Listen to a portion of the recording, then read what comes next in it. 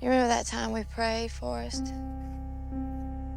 We prayed for God to turn me into a bird so I could fly far, far away.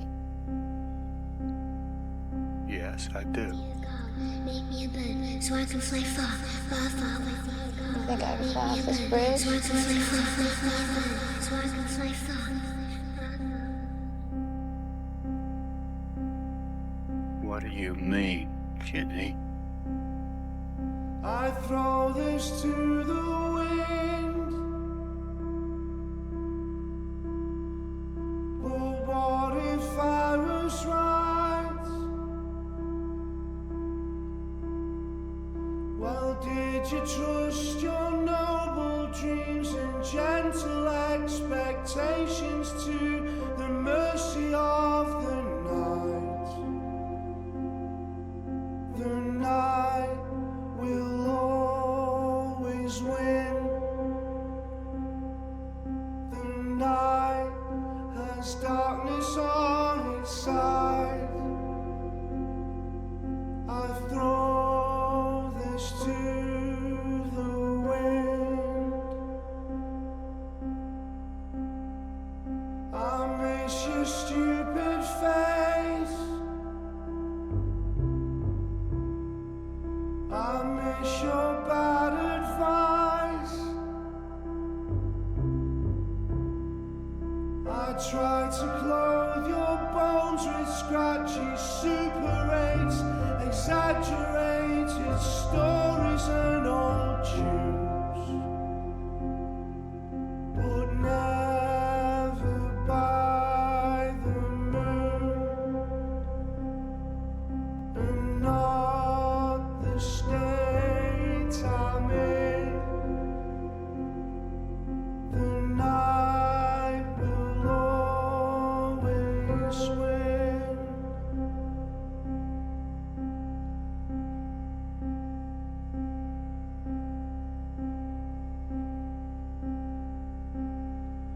I throw this to the wind,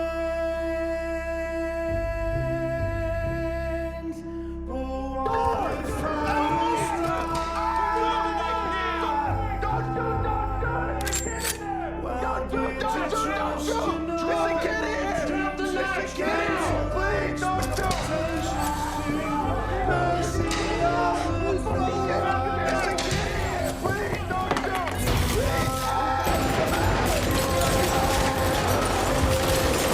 night?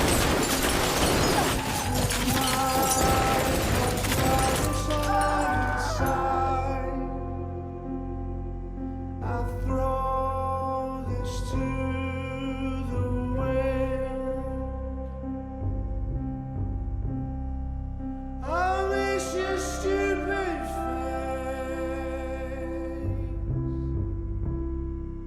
I miss your bad advice.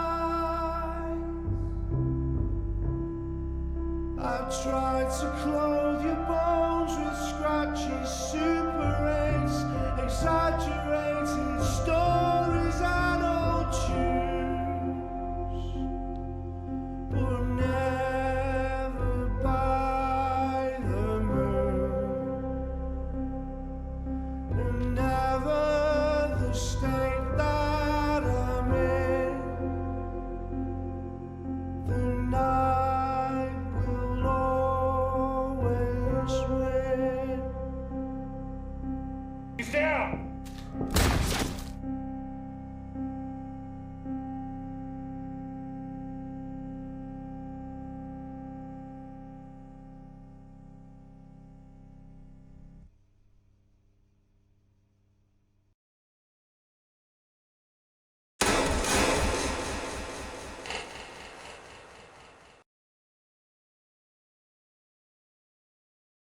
All right, y'all. Welcome back. Today, I just kind of wanted to address something that I feel like may be a little vague to people, especially a lot of newcomers. And I think a lot of the problem is in how I've formatted the channel. Moving forward, I'm going to try to do things more coherently. I'm going to try to recount stories that I've told in the past in more detail in these solo discussion videos. Because really sometimes when I'm talking about these things, they can be in the middle of a podcast and it could just be a purely emotional rant. Because quite frankly, when I'm talking to Cyprian or somebody else about these things, it's for the first time with other people because I just really don't have a lot of people that I could talk to about these things. So I'm going to try to provide these stories in the proper context with a little less emotion, but if it is less of a back and forth, a little less heart racing, a little less pressure to get everything out within a certain time span, and just be able to sit back, relax, and kind of explain some things. So why do I choose to keep talking about Larry? You know, this guy came on the channel, started coming up with all these schemes to get money out of people, wanted to create a coven so that we can get our eternal lives back, left voicemails on my phone saying that he was going to shoot up the same police department that I protested for many years, you know, would text me claiming to be demon possessed at 3 a.m. Why would I continue to platform, speak about, or reference this man? And the answer is, quite frankly, for all the reasons that I just said. When Larry came into this right off the bat, he agreed that he wanted to be a case study of sorts for me. Not just for demonology, the occult, his wealth of knowledge on aliens and extraterrestrials, interdimensional beings, and psychedelic experiences, and all that, but his psychology. He was telling me things in the very beginning, voices in his head, you know, headaches out of the blue while meters in his house are spiking like there's like radiated beams coming through, weird vans and cars parked outside of his home, threats that he's receiving from other people, the animals on his property being harmed, weird phone calls, weird emails, algorithms driving him to the point of insanity where he ran a dab tool through his eye, claiming that TikTok told him that if he did it, his wife would be able to live happily again, despite the fact she died of COVID many years prior. He was declaring Havana syndrome.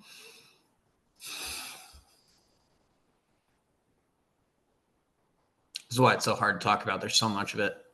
But he came to me and he wanted to know why. And he's like, you're talking to other people, you're podcasting. We need to find somebody. We have to get answers to this. I need to know what is happening. It is driving me crazy. I'm going to die. And there was large extents to where it was inappropriate, for sure. But I think largely that's because a lot of people from the outside don't understand podcast etiquette. It's even something that I've had to learn. You know, people think that all podcasters know each other and that we're all connected. And just because we're talking to like somebody who may be in the government or DC or somebody in this space or that all of a sudden we have like all of this access to everything. And that's something I kind of even fooled myself in the beginning, because after talking to Buck Angel right off the bat, I thought I could talk to so many more other people than I could. I emailed Joe Rogan asking to talk to him. Once you learn podcast etiquette, I guess, and how this all operates, you kind of look back and it's like, that's probably a little egotistical. But, you know, he's just an older guy, desperate, clearly going through some shit, clearly had a life of shit, and he just wanted answers, the poor guy. But if you go back to the uninvited guest, if you were to like re-listen to it with everything that you know now, if you're completely updated on all the things said, done, the happenings, what have you,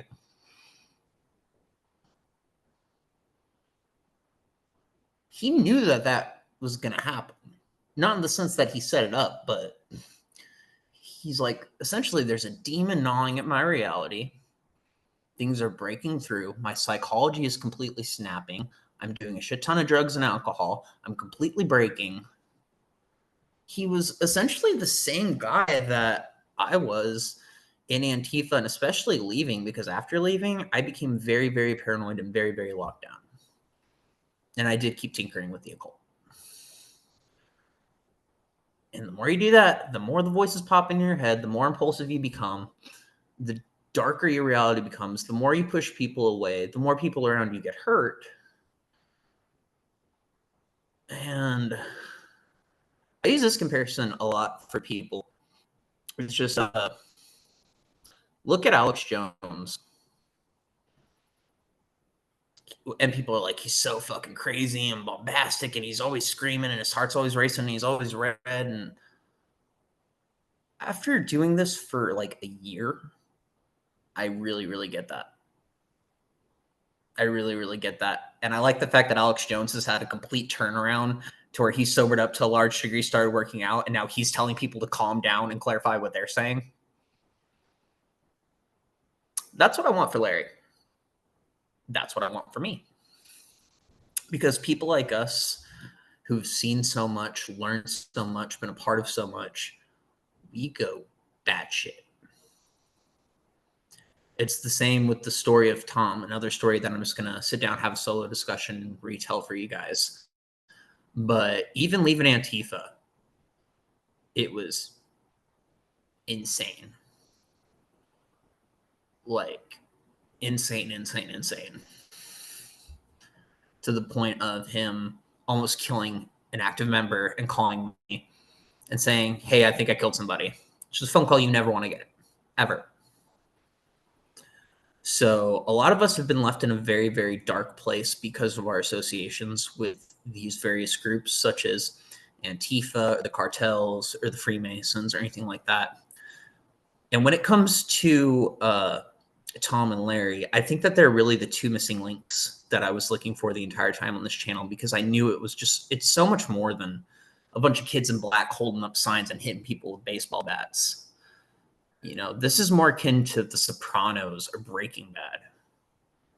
There's players at the top that look at us like a bunch of dumbass pawns and then move us around because we're willing to behave and act like a bunch of dumbass pawns. Larry saw through the veil of that, though he fell victim to that still. And the same can be said here. But now that we have the National Guard activated in Oregon, not just Portland, Eugene as well, because Eugene and Antifa decided to be really preemptive and attack the federal courthouse, which is something I've done. Throwing that out there. I know what these people are. I know what they do. God. But it's not just that. You look at what they're doing in Chicago. Troops all over the city getting out Trey Araguas and fucking MS-13 and all this shit. And it's like, I was really worried in the beginning of this they weren't going to go after the more cartel elements. But now there's an opportunity for those two connections to be made. And that is why I believe this has to be made.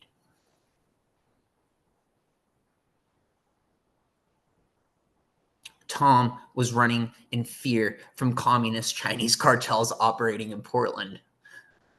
Larry is living in fear from underground organizations like the Freemasons who get in bed with these cartels because they run the networks. They run child trafficking. They run the weapons trade. They run the drug trade. Larry knew that. Tom knew that. Tom knew that to such a large degree. He had an insane obsession with the Jesuits and the Knights Templar. This guy who's being gang stalked, and he's going further and further, and he's just going down the rabbit hole because fuck, there's a van parked outside and they have guns and they're texting me saying, "What did you say today?"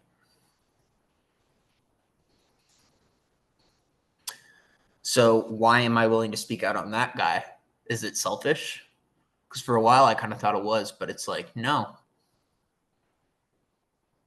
God put that man in front of me for a reason, and he wanted to talk out, and he started to talk out, but all the volume in the podcast got cut out over 3 hours of us talking, and thankfully none of that came out because he kept saying his name, his address, come get me, come kill me,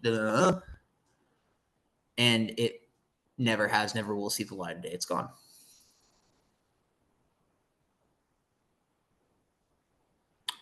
But everything else he said, besides his name, his address, and all that other personal shit, I'm going to take on that burden and I'm going to fucking say it.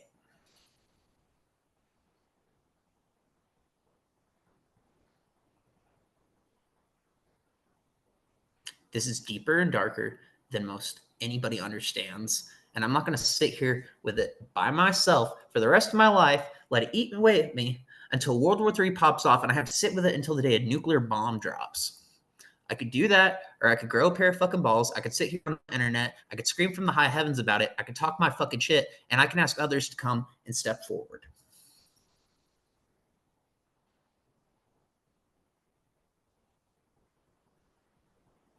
You know who fucking helped gave me a pair of balls like that? Larry. Larry the fucking legend Bollinger, who he's made many mistakes. Many mistakes. I've made many mistakes. Tom's made many mistakes. But what I realized when I stopped talking to Larry, which again, I want to emphasize, I have not talked to Larry in months since this has happened, nor do I plan to. And I also want to add, he's been very respectful of that. I changed my number, so it's not like he can just find me, but he did not reach out to my husband. He has not reached out to our friends. He has not created any sort of false social media accounts. He has not reached out on the YouTube comments, but I know he is watching. And he is respecting the boundaries that I set because he knows the severity of the situation and he knows what we were put here to do. And thank you, Larry, for that, because this has not been easy. Knowing that this is the only way that I can communicate with you, it sucks. It just really sucks. I wish I could pick up the phone and talk to you, man. But that'll put a lot of people in danger. And we're already taking a big enough of a risk. I am upholding my initial deal that this will be public. And that it will be told in a way that respects your name. Because you're on a mission. Your mission is to provide for your family, to take care of your better well-being, to treat yourself with love, to treat yourself with light, and to make sure that you are happier, healthier, and more sane than you ever were by the time that Jen gets out of jail. Because you're going to have a lot of catching up to do, buddy. Dances to be danced, songs to be sung, a little bit to be smoked. That's your mission, buddy. My mission is to tell your story and to tell it honorably and to tell it in a way that creates a better world for all of us by the time that happens.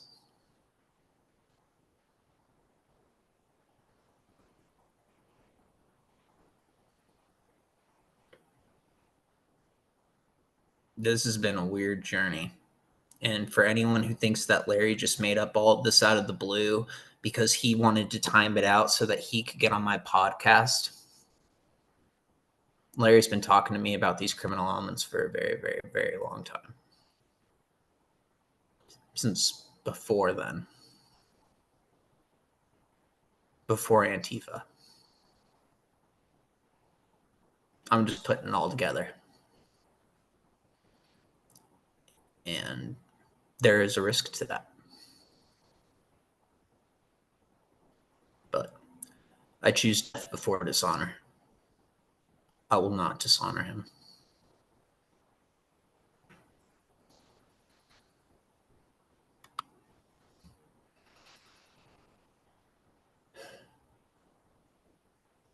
All right, you guys. Some more in due time.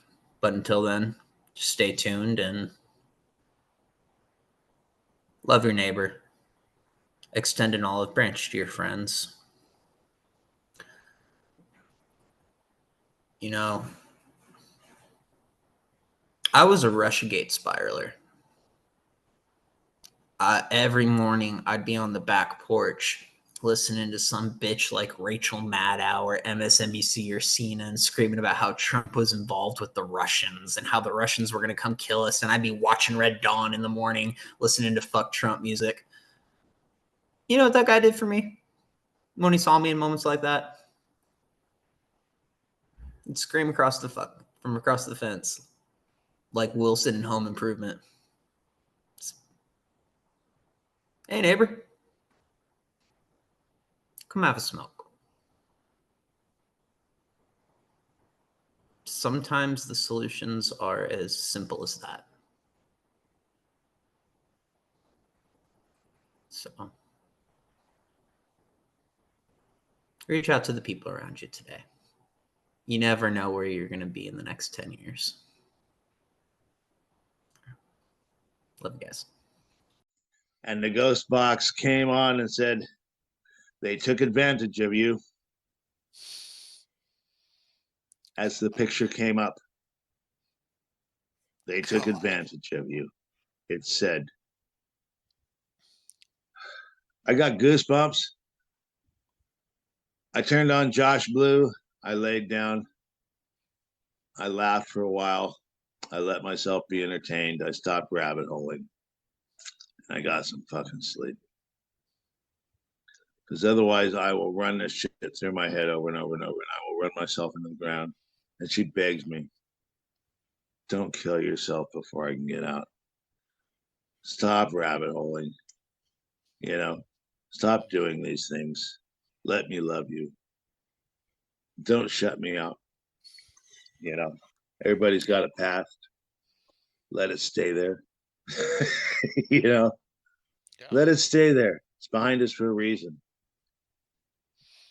Our love, our abilities, they're from here, they start here, and they go forward. And with that, everybody, I don't know what else I can say other than love yourself, love those around you. Other sheep shall hear my voice. Well, you know what?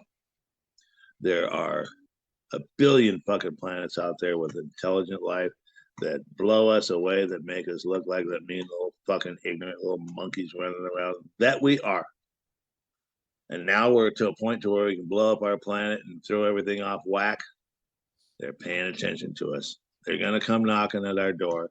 They're going to stop us from killing ourselves, which in turn kills them. Are they going to be our savior? No, we got to do it ourselves.